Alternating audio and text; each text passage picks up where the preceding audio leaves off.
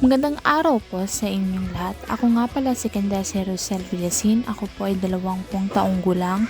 Ako po ay pinanganak noong Marso 16, 2003. Ako po ay nag-aaral sa Villamor College of Business and Arts na kumukuha ng kurso ng Bachelor of Science in Office Administration. Ako po ang anak ng aking ama na si Mariano Manulong Villasin at ang aking ina na si Ravelia Rosel Villasin. Ako po ay nasa ikatlong magkakapatid at kami po ay taga Balot Island, Sarangani, Davao Occidental, ngunit kami po ay kasalukuyang ninirahan ngayon sa Purok Veterans, Kalumpang, General Santos City. At ako po ay may tatlong lingwahe na nilalaman, lingwahe ng Blaan, lingwahe ng Bisaya at lingwahe ng Marore. At ako po ay may katangian na mahilig kumunta kapag nasa banyo at dancer naman kapag nasa kwarto. Mahilig rin ako mag-iimbento ng mga lulutuin ng mga pagkain, hindi yung nag-iimbento ng mga nakakasama sa ibang tao.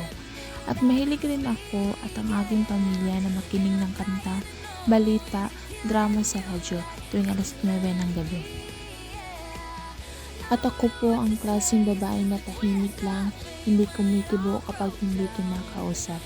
Mabait, masunurin sa mga gawaing bahay, hindi na kailangan inuutusan kapag usapan ng gawaing bahay kasi ako ay kikilos lang na hindi na sinasabihan pa.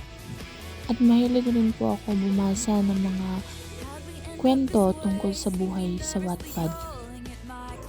At mahilig din po ako kumain ng mga pagkain dahil iyon ang silbi kong comfort kapag ako ay nalulungkot at may problema. At ako po pala ay may isang anak na si Xavier Kit at siya ay 20 taong gulang na ngayon. Kahit sa kabila ng masasakit na dinanas ko dati, hindi ko iniisip na ang aking anak hadlang sa aking pag-aaral.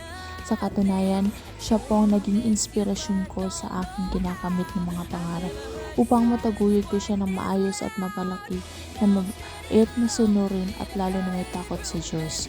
Hanggang sa uli, ako po ay si Candace Rosel Villasin, matibay at magpagmahal sa lahat. Maraming salamat sa pakikinig sa aking salaysay tungkol sa aking sarili. Magandang araw.